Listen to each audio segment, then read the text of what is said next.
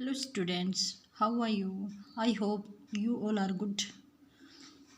Today we are going to discuss our drama, its origin and its history. आज की class में हम जो हमारा ड्रामा है उसके स्टार्टिंग से लेकर जो ओरिजिन है वहीं से लेकर और जब हमारा रेस्टोरेशन एज और मॉडर्न और पोस्ट मॉडर्न सारे जितने भी पीरियड्स थे हमारे इंग्लिश लिटरेचर के उनका स्टेप बाय स्टेप डिस्कस करते चलेंगे। ओके बेटा, नाउ स्टार्ट। अब हम क्या देखते हैं कि जो हमारी हिस्ट्री होती है ड्रामा की वो कहाँ से स्टार्ट होती है। जैसे हमने देखा स्टार्टिंग में जो हमारा इंग्लिश लैंग्वेज का जो लिटरेचर है वो स्टार्टिंग में जो वर्क आए वे पोइट्री वर्क थे, ठीक है, प्रोज वर्क नहीं थे, वे वर्ष में थे कि वहाँ के नेटिव पीपल और बाहर से जो आए लोग थे ग्रीस और रोमन यूनान से, वे पोइट्री करते थे और वहाँ जो नेटिव पीपल थे वे भी पोइट्री करते थे। तो हमने देखा कि स्टार्टिंग में जो एंग्लो नॉर्मन तक तो हमने देखा कि पोइट्री पे ही ज़्यादा फोकस था। बट क्या हुआ, चौसर के आने के बाद जो हमारे प्रोज वर्क थे वे भी सामने आए। चौसर ने भी प्रोज वर्क लिखे, ठीक है, पोइम्स वगैरह। वैसे तो चौसर पोइट्री फादर ऑफ पोइट्री ही हैं, बट वहाँ से स्टार्टिंग हो गई थी। उनके बाद कौन आए, उनके बाद आए जो हमारा एक तो बैन पीरियड आया था, वहाँ पे प्रिंटिंग प्रेस हुई थी बस। बट प्रिंटिंग प्रेस थी उसका मोस्ट क्रूशियल रोल था टू डेवलप ड्रामा और आवर लिटरेचर। ओके, क्योंकि जो मैन्युस्क्रिप्ट थे वे बहुत ही कम क्वांटिटी में लिखे जाते थे, बट प्रिंट होने के बाद जो हमारे वर्क वगैरह थे, जैसे हमारी जो बाइबल है उसका भी जो इंग्लिश ट्रांसलेशन हुआ उसकी भी कई कॉपीज हुई जो लोगों के जो कॉमन पीपल थे उनके हाथों में पहुंची। तो इस तरह हम देखते हैं कि जो हमारी प्रिंटिंग प्रेस थी उसका भी मोस्ट इम्पोर्टेंट रोल है to develop our literature and English drama also. Okay, अब हम क्या देखते हैं कि जो हमारा ड्रामा है वो कहाँ से आया है। भाई ड्रामा जो टर्म है वो कहाँ से आई है, वो हमारी ग्रीक से आई है। ओके बेटा, और ये कौन सा वर्ड है, ग्रीक लैंग्वेज का वर्ड है जिसके मीनिंग क्या है, एक्शन, कि कोई भी एक्शन करना, एक्शन परफॉर्म करके दिखाना, उसी को हम क्या बोलेंगे, ड्रामा। अब ड्रामा की देखो, ड्रामा सीरियस मैटर पे भी हो सकता है और ह्यूमरस भी हो सकता है। ये ड्रामा कॉमेडी भी हो सकती है और ट्रेजेडी भी हो सकती है, ट्रेजी कॉमेडी भी हो सकती है। ओके, तो now we are going to discuss our development of drama. Okay, जो ड्रामा का डेवलपमेंट है वो कैसे हुआ ये हम देखेंगे एज वाइज। जैसे ओल्ड एज में कैसा था ड्रामा, उसकी क्या थीम थी, फिर उसके बाद मिडवल एज में क्या आया, फिर उसके बाद हम देखते हैं हमारा जो रेनेसा था, वो जो एलिजाबेथन एज है उसमें जो ड्रामा की गोल्डन एज कही जाती है, ठीक है। तो जो गोल्डन एज ऑफ ड्रामा किसे बोला गया है, एज ऑफ रेनेसा, या फिर हम बोल सकते हैं एज ऑफ रेस्टोरेशन और एलिजाबेथन एज। ओके, हम देखते हैं in old English drama is called play और गेम। देखो ओल्ड इंग्लिश में जो ड्रामा होते थे उनको हम क्या बोलते थे, प्ले बोलते थे। बट फिर न्यू वर्ड क्या आया जो हमारे ग्रीक से, ड्रामा। उसके बाद जो गेम वगैरह था उनको क्या बोला जाने लगा, ड्रामा। अब क्या कहता है राइटर, जो ओल्ड इंग्लिश थी ना हमारी, वहाँ जो थीम वगैरह होती थी ड्रामा की वो क्या होती थी, हिस्टोरिकल होती थी, फोक बेस होती थी। क्योंकि जब लोगों के पास इतने कंसेप्ट नहीं थे, वे ओनली जो उनके किंग्स वगैरह हुए, पोस्ट किंग हुए, या फिर उस टाइम के जो किंग थे उनके बारे में लिखते थे, उनकी विक्ट्री के बारे में लिखते थे, ठीक है। तो ये हमारी थीम है, जो ओल्ड इंग्लिश ड्रामा की थीम क्या रही है, हिस्टोरिकल कंटेंट। उसमें राजा महाराजा के लाइफ स्टाइल और लाइफ पीरियड का डिस्क्रिप्शन पाया जाता है। Next is miracle play. अब हम क्या करेंगे, टाइप्स करेंगे, टाइप्स और कैसे, सीक्वेंस में, कि स्टेप बाय स्टेप हमारा ड्रामा है उसमें प्रोग्रेस कैसे हुई, ठीक है। तो अब ये भी एक इम्पोर्टेंट करेक्टरिस्टिक्स रही है कि जो ड्रामा वगैरह था वो पहले लैटिन में होता था। जो लैटिन आए हुए थे, जो यूनानी वगैरह रोम वगैरह के लोग आए हुए थे हमारे इंग्लैंड में। बट अब क्या था, बहुत ज़्यादा जो कंटेंट वगैरह था वो हमारी जो इंग्लिश लैंग्वेज है उसी में होने लगा, वर्नाकुलर लिटरेचर होने लगा। अब क्या है, जो हमारे मिरेकल प्ले हैं और मिस्ट्री प्लेज हैं। मिरेकल और मिस्ट्री प्लेज क्या थे? मिरेकल और मिस्ट्री प्लेज थे वे चर्च बाइबल से रिलेट थे। उनमें क्या बताया गया है, उनमें जो मोस्टली राइटर थे वे क्या लिखते थे कि चर्च के पास इतनी शक्तियाँ थी, चर्च में इतना करप्शन था, मीन्स ओवरऑल जो चीज़ लिखी जाती थी वो चर्च के ऊपर लिखी जाती। तो इसके कारण इनको क्या बोला जाता है? Mystery play. ठीक है, मिस्ट्री प्ले बोला जाता है। और मिरेकल प्ले क्यों बोला जाता है? क्योंकि मिरेकल होने लगे थे, लोग जादू टोने में विश्वास करते थे और मिरेकल वगैरह के बारे में लिखते थे। तो मिरेकल का मीनिंग तो समझते हो आप, मिस्ट्री का बिब्लिकल थीम। अब इनकी थीम ही यही थी कि चर्च बेस्ड डे प्ले होते थे और जो इनकी थीम वगैरह होती थी वो सेंट चर्च वगैरह ही होती थी। ओके, अब क्या कहता है कि जो ये हमारे मिरेकल और मिस्ट्री प्लेज थे वे कहाँ होते थे, इनकी सीटिंग कहाँ रखी जाती थी? तो इनकी सीटिंग है वो चर्च यार्ड में रखी जाती थी। मीन्स चर्च का जो एरिया होता था उसके अंदर रखी जाती थी। तो क्या थी ये हमारी सीटिंग। ओके, अब सेकंड टॉपिक इज या second type of our drama is morality plays. Morality plays में हम क्या देखेंगे कि जो हमारे मोरलिटी प्लेज हैं वे कैसे प्ले हैं जिसमें मोरल आइडिया दिया गया हो, मोरल मैसेज कन्वे किया गया हो। ओके, जिसमें हम क्या देखते हैं, गुड और बैड के बारे में बताया गया हो, वर्च्यू और वाइस के बारे में बताया गया हो। तो जिसकी थीम कैसी होनी चाहिए? जिसकी थीम में गुड और बैड बताया गया है और मोरल आइडियाज़ कन्वे किए गए हैं, वही हमारे जो ड्रामा वगैरह थे उनको नाम दिया गया moral play, morality play. Okay बेटा, नाउ हम देखते हैं कि इनकी सीटिंग कहाँ थी। इनकी सीटिंग चर्च में न होकर जो हमारे ओपन एरिया थे ना उसमें था। ओपन एरिया में ओपन एरिया में होते थे ये, गली वगैरह में लगा लो आप, खुले स्थान पर। और देखो हम देखते हैं ये हमारा जो एवरीमैन है ये एक मेजर और we can say first play of morality dramas. Okay, और इसमें क्या बताया, गुड और डिड्स के बारे में बताया गया है। और ये किसके द्वारा लिखा गया है ये भाई पता नहीं, ये किसी अननोन के द्वारा लिखा गया है। कौन सा प्ले? एवरीमैन। ये क्वेश्चन कई बार पुट किया जाता है कि which is morality play that major in his starting period. तो स्टार्टिंग पीरियड में सबसे मेजर और first play we can say it everyman. Okay, next is interlude. Interlude क्या होते थे?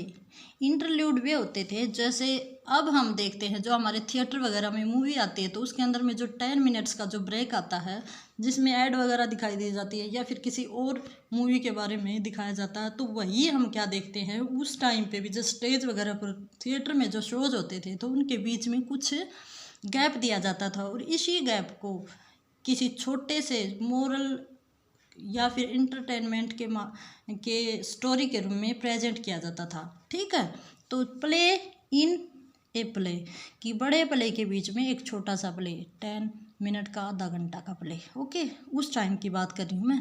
अब आज की बात करेंगे तो हम पूरी मूवी के अंदर जो 10 मिनट का ब्रेक आता है उसी को हम इंटरल्यूड कह सकते हैं। Now next is regular play. अब देखो हमारी जो रेनेसा आया या फिर हम कह सकते हैं कि जो हमारा रेस्टोरेशन पीरियड आया तो उसमें जो सबसे ज़्यादा जो प्ले लिखे जाने स्टार्ट हुए थे वे रेगुलर प्ले कहलाए। रेगुलर मीन्स आज के ही परिवेश से जुड़े थे वे प्ले, मीन्स जिसमें क्या थे, रेगुलर होने लगे। शेक्सपियर वगैरह थे, पहले इक्का दुक्का लिखते थे बट अब उनमें कॉमेडी ट्रेजेडी आने लगी थी और ट्रैगी कॉमेडी आने लगी थी। ओके बेटा, ये तीनों चीज़ आने लगी थी और ट्रैगी कॉमेडी थी उसको कौन लेके आए? उनको हमारे शेक्सपियर लेके आए। ओके, अब क्या कहता है कि इसमें देखो एक नई चीज़ और आई थी इस टाइम पे, पर्टिकुलर आइम्बिक पेंटामीटर का भी यूज होने लगा था। ये मीटर का अलग से टॉपिक बनेगा, ये मैं आपको करवाऊंगी तो हम देखते हैं कि आयम्बिक पेंटामीटर में जो प्ले लिखे जाने लगे थे। ओके, अब हम देखते हैं कि जो हमारी फर्स्ट कॉमेडी थी वो कौन सी थी, राल्फ ड्रोइस्टर, जो कब लिखी गई, 1550 में लिखी गई। किसके द्वारा लिखी गई भाई, निकोलस उडाल के द्वारा। Next is first tragedy is Gorboduc, in which year, 1562, after 11 year of comedy के कितने साल बाद, 11 साल बाद हमारी ट्रेजेडी आ गई थी, जो हमारा इंग्लिश लिटरेचर है उसमें। अब क्या कहता है, ये किसके द्वारा लिखी गई थी, सकवेल्स और नॉर्टन ने, इन दोनों ने मिलकर इसको लिखा था। इन्होंने तो ये 5 पार्ट्स में है, 3 पार्ट्स इन्होंने लिखे और 2 पार्ट्स इन्होंने लिखे। ठीक है, रेंज है ये।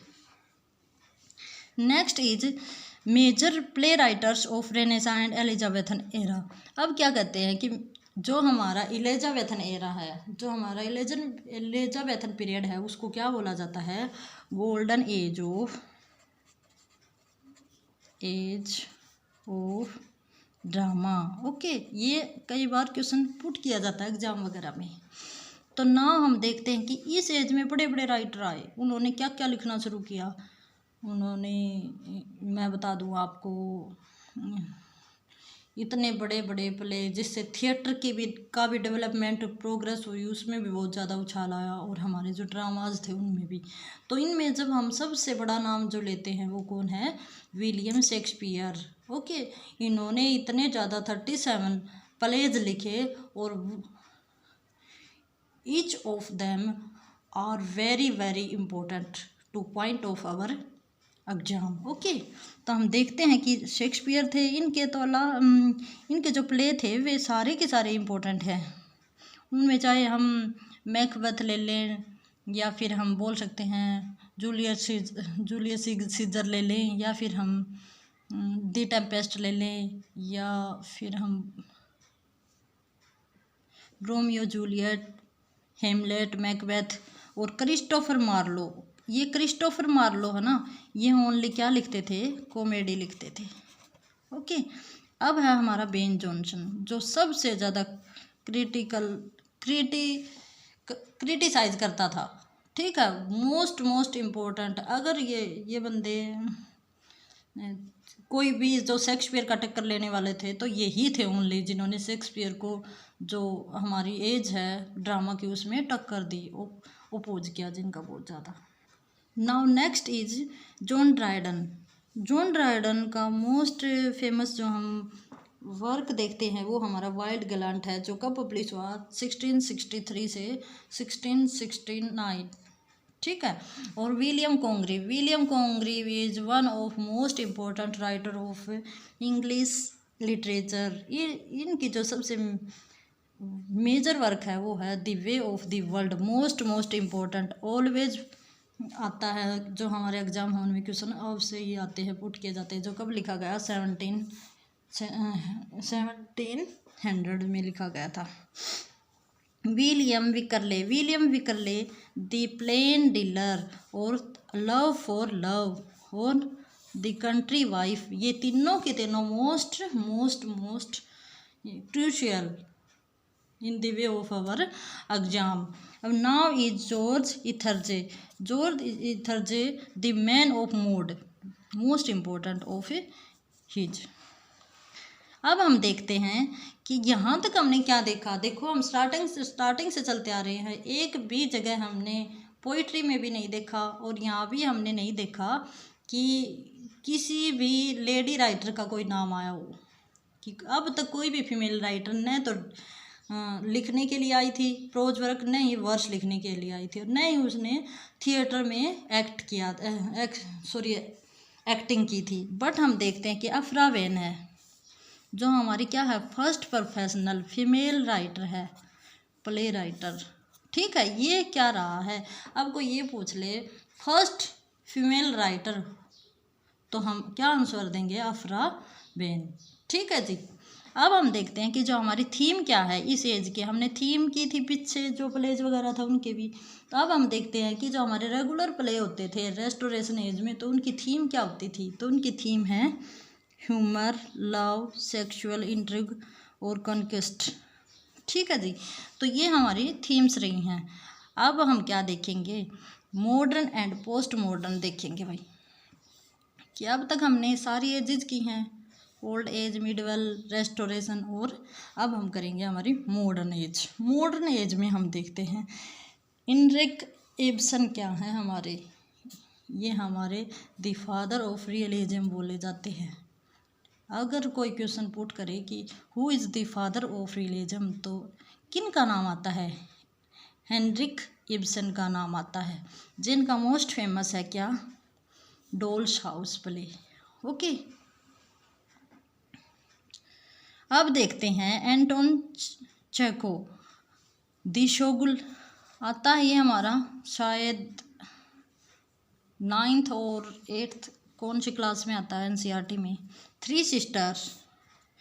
ठीक है जी, तो अब हमने देखा कि मॉडर्न जो एज है उसमें भी बड़े बड़े प्ले राइट हो रहे हैं, लेकिन जो बीच का एज था उसमें हमारा क्या हुआ था, जो 18th सेंचुरी के लास्ट में आते आते क्या हो गया था, जो ड्रामा का डिक्रेशन शुरू हो गया था।